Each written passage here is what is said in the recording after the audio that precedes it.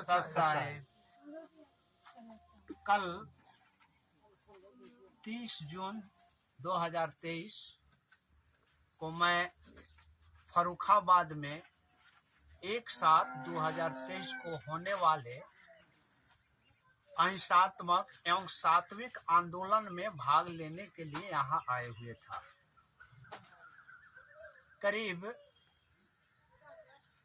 4 से 5 के बीच में, यानी 4 एवं 5 समय बज रहे होंगे कि यहाँ पर पुलिस 4-5 की संख्या में जहाँ पर हम लोग बैठे हुए थे वहाँ पर आए और उन्होंने कंप्लेन एक शिवराज सिंह यादव पिता फूला सिंह ग्राम कढ़ेउली थाना नवाबगंज जिला फर्रुखाबाद का व्यक्ति है जो नाम दीक्षा केंद्र चलवाता है। उसके कंप्लेन को लेकर के ये हमारे नवाबगंज थाना के 5-6 पुलिसकर्मी यहाँ आए और बड़े अदब से, बड़े प्रेम भाव से उन्होंने कंप्लेनेंट का नाम लेते हुए तथा जिसके विरुद्ध में कंप्लेन की गई थी उनका नाम लेते हुए उन्होंने मुझे बताया और पूछा गया कि क्या ये आश्रम सतलोक आश्रम है। तो हम सभी ने उनके प्रश्नों का बारी बारी से जवाब दिया। पुलिस ने जो कंप्लेनेंट द्वारा कंप्लेंट में जिनका नाम लिखवाई गई थी वो ये हमारे कानपुर के रामचंद्र भगत दास जी हैं और सदकापुर जिला फर्रुखाबाद से ये शोभन दास जी हैं और एक अरविंद दास जी हैं जो निजी और जरूरी काम से चले गए हैं घर, अभी वो यहाँ अभी मौजूद नहीं है। उनके 3 नामों के विरुद्ध में उन्होंने कंप्लेंट दायर किया था। पुलिस ने यहाँ आकर के हमसे भी प्रश्न किया, सभी से प्रश्न किया। पुलिस की जब सच्चाई की पता चली तो ये शिवराज सिंह यादव जो कोऑर्डिनेटर है, जो नाम दीक्षा केंद्र फर्जी रूप से चलवाता है, वे थाने पर बैठे हुए था, ऐसा पुलिस महकमा ने हमें बताया।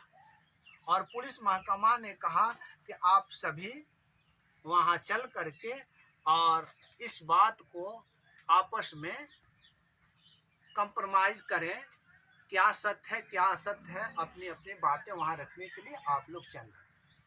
इसी दौरान में मैं भी वहां पहुंचा था तो इस समस्या को देख करके हम खुद 10-11 भगतगण मिल करके और जिनके विरुद्ध ये कंप्लेन की गई थी उन सभी के साथ में हम लोग पुलिस के साथ वो थाने नवाबगंज में गए, जहां पर ये शिवराज सिंह यादव जो फूला सिंह का बेटा है, ग्राम कढ़ेउली तथा थाना नवाबगंज जिला फर्रुखाबाद का है। ये फर्जी नाम दीक्षा केंद्र का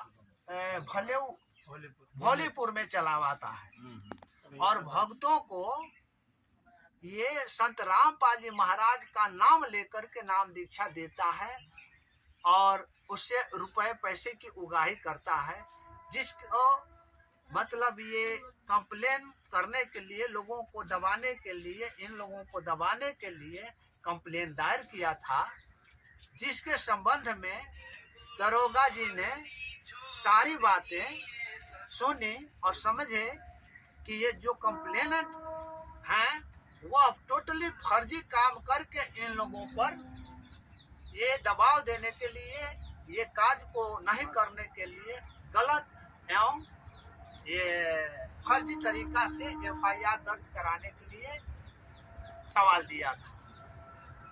वहां हम लोग पहुंचे तो इतना ही नहीं, ये दुष्ट व्यक्ति जब इसको नहीं हुआ तो चंडीगढ़ नहीं हरियाणा का एक वकील जिसका नाम राजेश खत्री है उसको लेकर के आया था और हरियाणा के लोगों को लेकर के आया था। सबने मतलब वहां पर अपना मोह बना करके आया था। वहां हम लोग पहुंचे। पहुंचने के बाद में दरोगा जी ने हम किसी भी भगत गण से सच्चाई को तो वो हमारे जहाँ बैठका होती थी, समागम होती थी, वहां पर आकर के जान लिया था।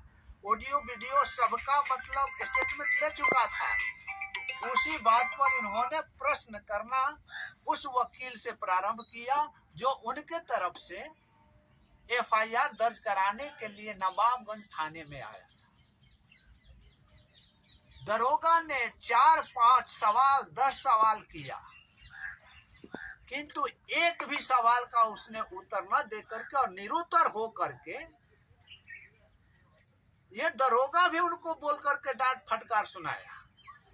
और वह सातिर आदमी वो वकील था भी कि नहीं था, वे वकील जो है वो धमकी मुझको देने लगा था कि मैं सुप्रीम कोर्ट में वकील हूं, मैं आपके एनरोलमेंट नंबर को रद्द करवा दूंगा। मैंने जब कहा कि यदि आप में ताकत है तुम मेरा एनरोलमेंट रद्द करवाएगा तो वो करवा करके देख लो, और तू कराएगा तुमको ये भी मालूम नहीं कि वहां पर जो अध्यक्ष बैठा हुआ है वो मेरे गांव का है, मेरे घर का है। तब उन्होंने अपनी नरमी दिखाई। नरमी दिखाने के बाद में ये दरोगा जी का तो एक भी उत्तर नहीं दिया, निरुत्तर तो हो ही गया था। दूसरी मुझे प्रेम भाव से कहा कि वकील साहब इधर आइए, और किनारे ले जाकर के कहा कि भगत जी मैं तो पैसे लेकर के आया हूं कार्य करने के लिए, तो मुझे बोलने होंगे। इस तरीका से वकील साहब जो आए हुए थे जिनका नाम राजेश खत्री है, वे दरोगा जी के पूछे हुए प्रश्न को निरुत्तर हो करके और चुपके से सभी लोग 9-2-11 हो गए, भाग गए। वहां दरोगा जी ने अनेकों बार प्रश्न किया कि आप वकील साहब हैं, आप यहाँ क्यों आ गए? जूता का दिखा रहे एपी आप यहाँ क्यों आ गए? एपी सिंह के ऊपर किसी ने ये स्टिकर वगैरह डाल दिया था उसके सर के ऊपर जूता रख कर। तो वो वकील साहब ने अपने को दिखा रहे थे, क्या दिखा रहे थे कि हमारे सीनियर के ऊपर जूता रख करके किसी ने डाल दिया।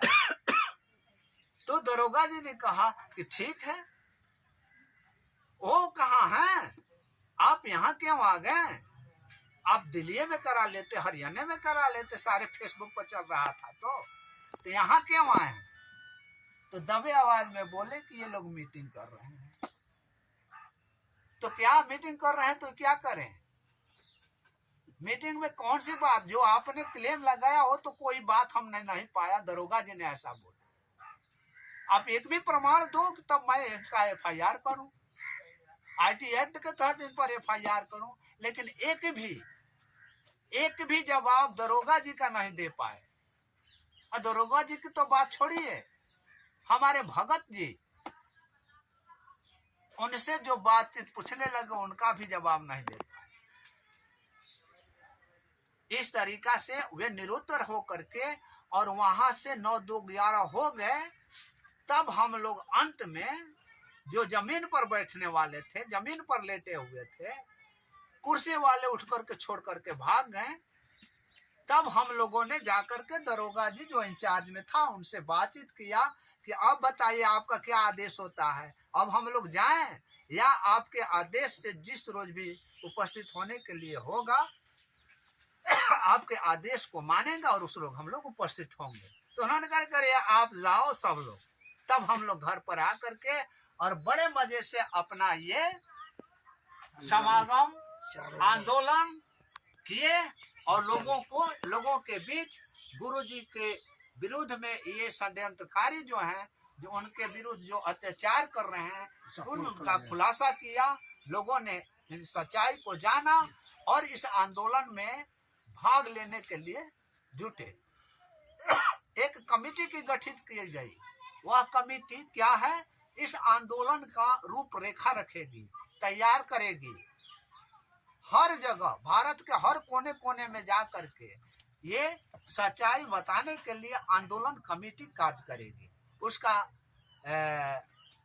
तिथि, समय, स्थान वही निर्धारित करेगी। इस तरीका से हम लोगों ने आज अपने आंदोलन का अंतिम रूप देते हुए ये अपने समागम को, अपने बैठक को यहीं पर समाप्त किए और सब लोग बड़ी खुशी से ये संकल्पित ले करके यहाँ से गए कि हम इस आंदोलन को और मजबूती से आगे बढ़ाएं। इसी के साथ आप सभी को सत साहेब जय। महाराज की जय हो।